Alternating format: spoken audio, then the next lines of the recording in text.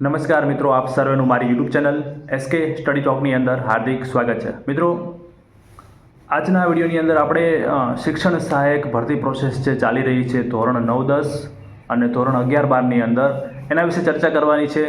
અગાઉના આપણી ચેનલ ઉપરના જે વિડીયો છે એની અંદર થોડીક કોમેન્ટો આવેલી, 4-5 લોકોએ પ્રશ્ન પૂછેલો કે સર જે ભરતી જે શિક્ષણ સહાયકની ચાલી રહી છે એમાં જગ્યા વધારાના ન્યૂઝ સ્પ્રેડ થઈ રહ્યા છે વોટ્સઅપ ગ્રુપોમાં, ટેલિગ્રામ ગ્રુપોમાં, એની વાસ્તવિકતા શું છે? તો આપણે મિત્રો એના વિશે ચર્ચા કરીશું। આ ન્યૂઝ ફેલાવવાની શરૂઆત ક્યારથી થઈ મિત્રો? તો એવી વાતો હતી કે સુરતની અંદર ક્યાંક મિટિંગ જેવું કંઈક હતું। પ્રફુલ્લ પાનસરિયા, તમને જે ખબર છે, કેબિનેટ કક્ષાના મંત્રી છે, શિક્ષણ મંત્રી છે, એમના દ્વારા એવું કહેવામાં આવ્યું હતું, સાચું છે કે ખોટું આપણને નથી ખ્યાલ મિત્રો, અંદરખાને માહિતી બહાર આવેલી કે એમણે એવું કીધું હતું કે જે બદલી કેમ્પ ચાલી રહ્યા છે, જૂના શિક્ષકોની ભરતી ચાલી રહી છે, એના પછી જે જગ્યા ખાલી રહે છે એ ખાલી જગ્યાઓને અત્યારે જે ભરતી પ્રોસેસ ચાલી રહી છે એની અંદર સમાવવામાં આવશે। મિત્રો, જ્યારે ભરતીની જાહેરાત કરી ત્યારે 11-12 અને 9-10 બંનેની થઈને અંદાજિત 7500 જેટલી જગ્યાઓની જાહેરાત કરવાનું કહેવામાં આવ્યું હતું। અત્યારે એવી વાત ચાલી રહી છે કે આ જે 7500નો આંકડો છે એને વધારીને 10,000 જેટલી ભરતી શિક્ષણ સહાયકની અંદર કરવામાં આવશે મિત્રો। શિક્ષણ સહાયક એટલે મિત્રો 11-12 અને 9-10 બંને આવી જાય। તો આ માહિતી કેટલી સાચી છે? ઘણા ખરા યુટ્યુબ ચેનલમાં, ઘણા ખરા ટેલિગ્રામ ગ્રુપોમાં એવું પણ ફેલાવા લાગ્યું છે કે નાણાં વિભાગમાંથી મંજૂરી મળી ગયેલી છે ને આમને પણ મિત્રો સાચું શું છે ત્યારે જ આપણે કહી શકીએ કે જ્યારે કોઈ પણ ઓફિશિયલ દ્વારા પરિપત્ર જાહેર કરવામાં આવે, ઓફિશિયલી પ્રેસ કોન્ફરન્સથી જાણ કરવામાં આવે।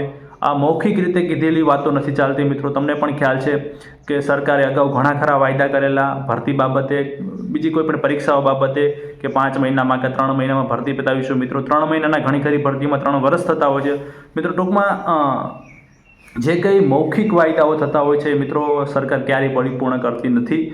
જો આ ખરેખર સાચું હશે કે ખરેખર ભરતી બદલી કેમ પછી સમાવવાની હશે તો ચોક્કસથી એનો ઓફિશિયલ સરકાર જાહેરાત કરશે, કારણ કે સરકાર, તમને પણ ખ્યાલ છે મિત્રો, સરકાર જેટલું કામ કરશે એ ચોક્કસ તેનું ક્રેડિટ લેવા માગશે। ક્રેડિટનો મતલબ સમજો છો મિત્રો?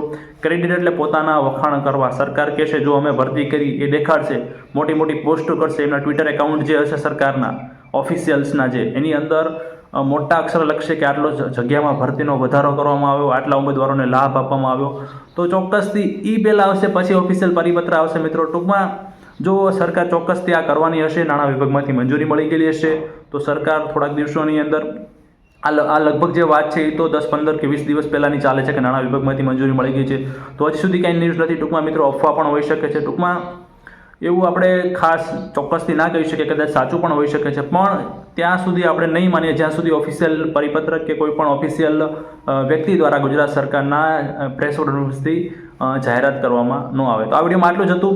આ ઉપરાંત તમને પણ ખ્યાલ છે મિત્રો, ચોક્કસ જે 9, 10 અને 11-12નું જે સરકારે ફરી વખત સૂચના જાહેર કરી છે કે પોતાના એપ્લિકેશન જે ભરેલા છે ફોર્મ એ અને ફીની રિસિપ્ટ એ ખાસ દરેક ઉમેદવાર ડાઉનલોડ કરી લે।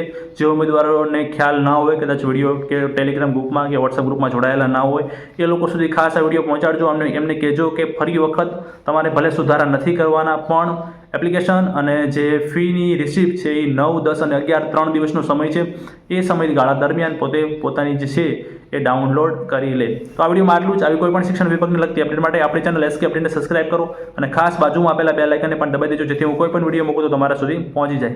ધન્યવાદ।